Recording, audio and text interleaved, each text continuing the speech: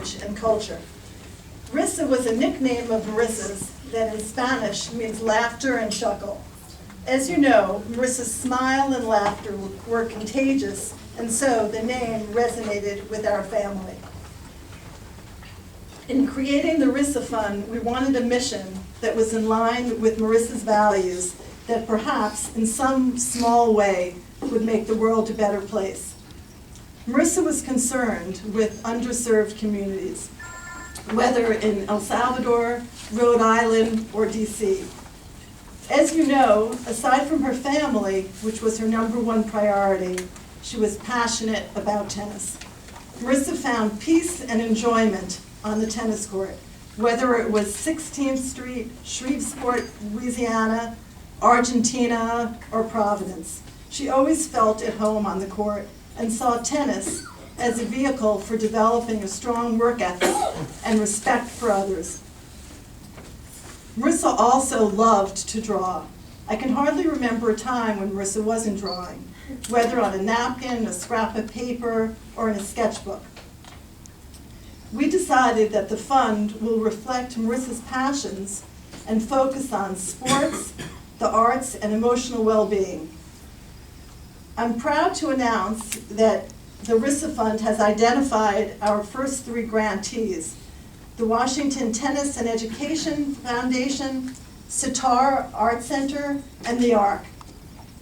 You'll hear more about these later and have the opportunity to meet with representatives from these organizations throughout the evening. At this point, I'd like to introduce our first speakers, both here from Brown. Paul Wardlaw is the head women's coach, and Bianca Abubakar is the assistant coach. It's Paul's 9th year at Brown? Okay, I thought that was the case. Marissa chose quite well in finding Paul as a coach, friend, and mentor. Bianca was actually a classmate of Marissa's at Brown, and they were so close that they dressed for Halloween as Thing 1 and Thing 2. They met in California when they played against each other as 14-year-olds at the Easter Bowl. Before starting college, they met again at a tournament in Pennsylvania and became close friends. I remember Marissa telling me that one of her favorite things about beginning at Brown was Bianca knocking on her door each morning to grab breakfast. At this point, I'm going to turn it over to Paul.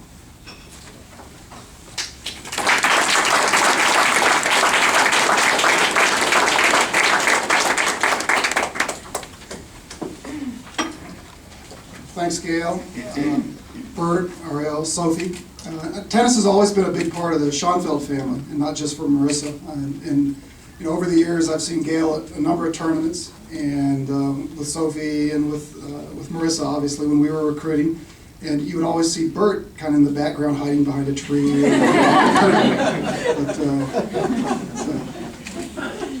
Marissa used to tell me some fun stories about that. Where's my dad? It's kind of like Finding Waldo or something like that.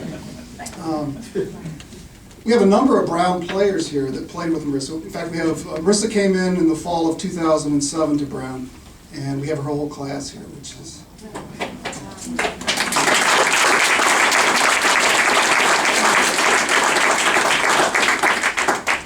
We also have Julie Flanzer and Tanya Vucetic are here, and it's fitting that Julie's here because she was the first recipient of the Marissa Schoenfeld Bruno Award that we give out at Brown. And Bruno is the name of the Brown Bear mascot, but it's more than just a name. Bruno is a way of life, it's a way of being, it's playing for higher power.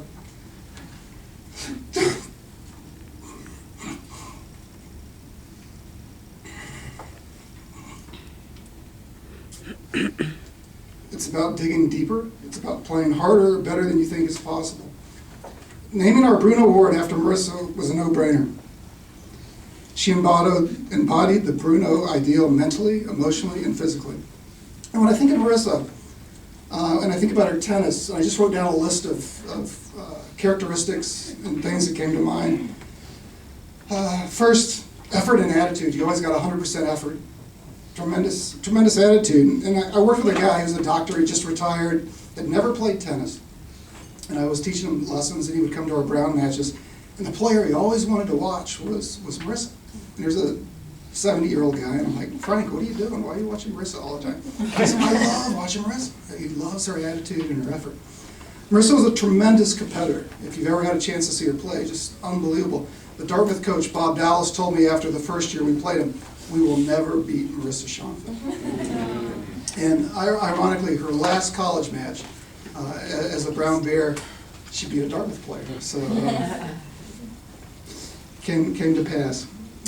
Tenacious, she never gave up, never felt out of it, regardless of the score. And Marisa was a peaceful warrior. She loved to play. She was often in the zone. When you watched her play, it was like she was a dancer out there, just very relaxed and very composed. Work ethic, no one worked harder than Marisa. She was always engaged. And she understood tennis. Tennis is a game of mistakes. And if you watch Marisa play, she made very few mistakes. And it wasn't because she was a perfectionist, but she had it figured out, that she would outlast her opponents one more ball on the court. And a nice definition of confidence with sport, and especially tennis, is if you're confident in tennis, you hit a lot of balls in the court. And Marisa exuded confidence. She hit a lot of balls in the court. She was comfortable with the uncomfortable. She was comfortable with the unknown, the unfamiliar. She loved the challenge. She loved problem solving. She was an active learner. She always wanted to come in and work on things that needed to be worked on. She was engaged. She would bring up things that she would like to work on. She was a great listener, easy to work with. But she was always very respectful of her coaches, her teammates, and her opponents. One of the things you'll see in a lot of junior tennis, there's a lot of drama with matches. And with Marisa, there was very few drama, very little drama, if any at all. The umpires liked her a lot. They would joke around with her. She was solid. Healthy perspective. She loved to laugh, as Gail mentioned earlier. She was always laughing, telling stories. Sometimes they had a point. Great sense of humor. She even laughed at my jokes, so I appreciated her for that. One of few. Very humble, very humble. Incredibly successful. Did a lot of things, and you never knew. You had to ask her about it, whether it was community service, whether it was her tennis, Maccabea Games, 3 gold medals. You had to ask her about it. She wasn't going to send you an email and guess what I did today. It was more like, hey, what was your break like? Oh, I played. How did it go? Okay, and then you finally drag it out of her. Always optimistic, strong belief in her abilities. If she had an idea, it was possible, and she would see to it that she would carry it out. Very genuine, heartfelt conversations, and she had the courage to be herself. And I work with young women, and they're going from adolescence to adulthood, and it's incredibly powerful seeing them mature and grow. And Marisa, such a genuine person, just wonderful to be around and be with. She accepted that sport is a risk. You don't always get what you want. You go out there, you do your best, but she was always willing to accept that risk. She wasn't worried about outcomes, and she loved the process. She really loved the process. She loved the relationships with her teammates. And I think the thing that really stands out for me, that made Marisa special as a player, she played with abandon. And if you watched her play, she was willing to lay it on the line, never holding back, never concerned with image or status. She was always pedal to the metal. When she was out there, she got after it. And playing with abandon separates the greats from the good. It's what I think about when I envision Marisa playing.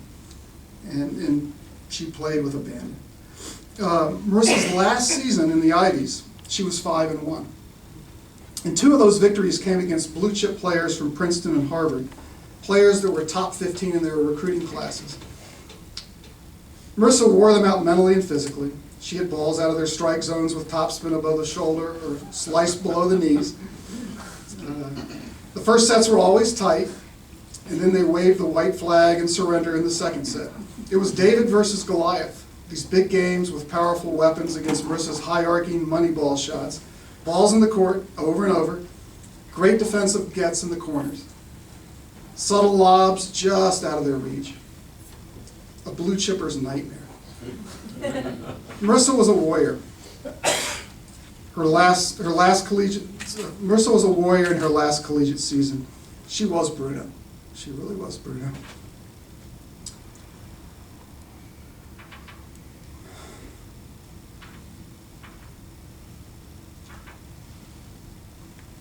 Marissa was part of our third recruiting class. And she came in with Ashley, who's here, Iska, who's here, and Bianca. And if you look at the Brown tennis over the last 9 years with my tenure, we had some work to do when I got there. We were in either second to last or last place.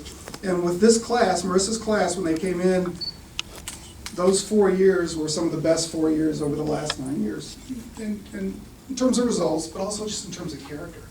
And one of the things we did when I first got there, we had some issues.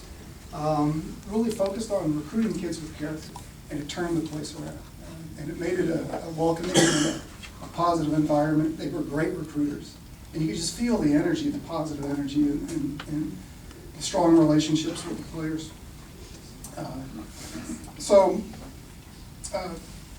Bianca and Marissa were the first.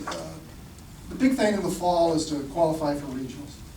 And we had a team, we had a bunch of seniors, a bunch of upperclassmen. So these freshmen come in. And right away, Marissa and Bianca are the only two on our team to qualify for regionals as freshmen. And we went down to Old Dominion, and Gail, you mentioned that trip. And it was a lot of fun spending time and really getting to know Marissa. She also probably started a clean plate club whenever we go to a restaurant. She liked her food. But Bianca's here, and Bianca's now the assistant coach at Brown. And she's been she'll talk about her relationship with Marissa, and but it's nice to have the support of the team members that are here. And I appreciate you guys coming out. So, thank you.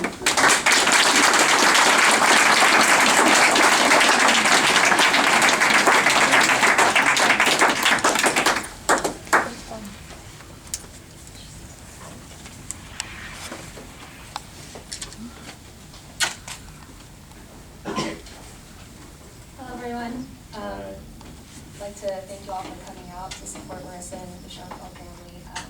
I'll try to keep it sweet and simple like Marissa. So, can you hear me? Yes.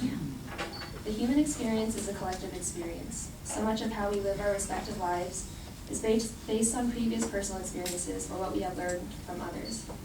It comes down to memory. It affects our perception of the world and therefore our interaction with the world. At the same time, memory is so fickle. It oftentimes acts as a function of situation, smell, location. The list goes on. It's really very interesting how the past and present work together like that to eventually affect the future. Our memories of how to proceed about life affect our interactions with the people around us. I remember one of our matches early in our career, like Paul mentioned, when we played a much more experienced team from William and Mary, one who in the previous season had reached the finals of the national tournament and were the first seed at this regional tournament. Marissa and I were, for lack of better words, an interesting duo with a rather unorthodox style of play. She was by far and away the MVP of that match with her uncanny ability to get literally everything back. Every extra ball helped, and while we did eventually lose the match, we walked off the court triumphantly.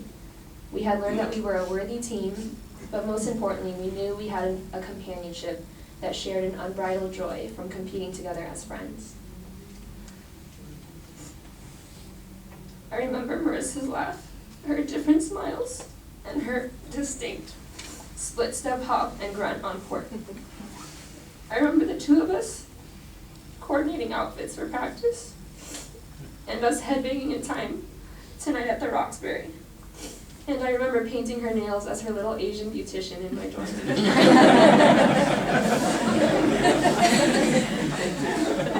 But these are all fleeting images. Memory is fickle. It can't always be there. And that is how I know Marissa and the who she was, rather than what she did, has and always will be such an integral part of who I am, thereby affecting my own citizenship to humanity. She has left an indelible impression on my life, and I hope, and I'm sure all of yours as well, which is a testimony to her character. Her scrappiness, warmth, but most importantly, her ability to embrace and be engaged with all persons I wish to reflect each day. It is from her that I learned compassion. Compassion, like the term competition, share the root com, which means with or together, which This etymology is something that Paul emphasizes each season, and I'm sure all of you teammates know what I'm talking about. And it's for this reason that I'm so happy to announce the Risa Fund's partnership with the Washington Tennis and Education Foundation. It's a lovely marriage of what Marisa embodies. It's a union of compassion and competition to help others while furthering the sport that she so dearly loved. That said, I'd like to talk a little bit about what WTEF is all about. This foundation works to supplement the lives of underserved youth in DC through athletic and academic enrichment. The Risa Fund will be joining forces with the WTEF to hold a one-day round-robin tennis event that will pull youth from multiple locations and create a fun day of tennis. Food, prizes, and gifts for kids who normally don't have the opportunity to compete or participate in tournament play. So thank you again, Schoenfeld family, for starting this. It's really a beautiful accolade to Marisa and who she was.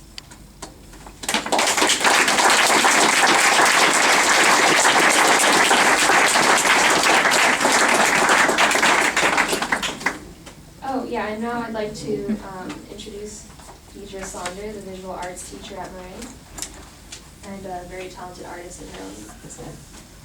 Thank you.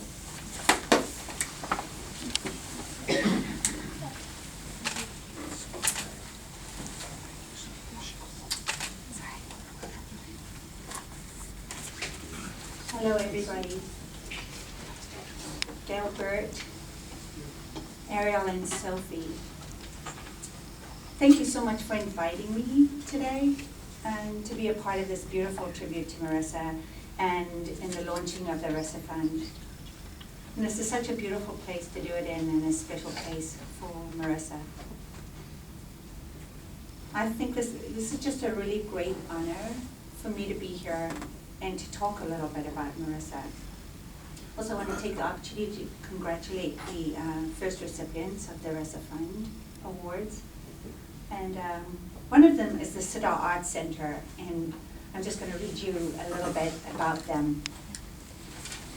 The Siddar Arts Center advances the critical life skills of underserved youth through visual, performing, and digital arts education in a nurturing environment after school and during the summer. The Risa Fund will be supporting a program this summer where local teenagers will create a mural incorporating some of the themes from Marisa's artwork. This will be an enriching process for the young people who enjoy art. And the final product will be displayed to brighten up space in a low-income community. I know Marisa would really have approved of this. She loved little kids. She really believed in giving to those who have less. And above all, she loved art. Marisa was a teacher's dream, bubbling over with incredible talent, intelligence, enthusiasm, and creativity. These are really and truly a rare combination. She was a constant presence in my studio. Every day she would come in, excited about life, about ideas, and so ready to work hard. She was in the studio not only during her class time, but in every free moment she had. You would find her there just working happily on her drawings, just in a little corner all by herself. And occasionally she'd call me over for advice, and then just to talk. Her art was her refuge, and it was also her greatest joy. When she was at Brown, she would come back often and visit Carlotta, and Carlotta's over there. She shares an office with me, and she was also a big part of Marisa's life. And she would come back and kind of bother us, no matter if we were teaching or not. She would just kind of blow in. And she was so eager to share her work with us, to show us her sketchbooks, and to share her life, what she was doing. Marisa was highly gifted. She was not only able to synthesize immediately what she observed, she produced accurate studies of the real world, but she was also able to transform her observations into creative works. And those are works of art that transcend reality. It was her ability to incorporate emotion and personal reflection that set her apart from her peers. The figures were usually imaginative, almost naive in their sweetness. They were more symbolic than realistic, and there was often a narrative evident in nearly all of her pieces. Marissa loved to combine media in whatever she did. She was always on the lookout for like little trinkets and little things, little textual substances that she would find, and she would go delving in like all these little places just to find things that nobody else would use. And she would put them into her art and create these jewel-like pieces.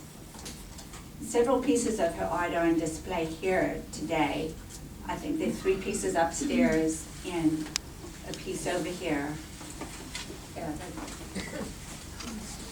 And I hope that you will take a chance to really look at them and imbibe the joyful spirit that she put into every little piece of art that she did. Marissa's combination of artistic talent and her endearing personality, they don't come along often in a teacher's life or in a long career, and I've been at this for about 30 years.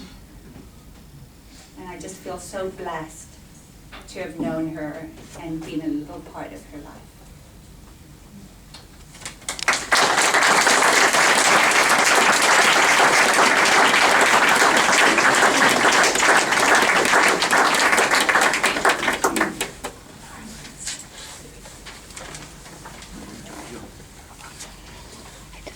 There were so many qualities that Marissa had that are worthy of mention. I'm going to focus on a couple that really stood out most to me. And the first, as we heard, was her compassion, really her thorough, and I would describe it as thorough and comprehensive sense of compassion. She always looked for opportunities to help others in the skills that she was blessed at, in tennis and the arts. It was part of her nature. She didn't feel as though she had to fulfill some duty or requirement. She did so because it was just very much part of who she was. And in her using her tennis skills, she coached tennis to children with disabilities from early in high school until she graduated from college. And she planned sports and exercise events for inner city Hispanic youth at the Latin American Youth Center in Washington. And her fluency in Spanish she used to assist in Panama restoring child care facilities and in many other ways.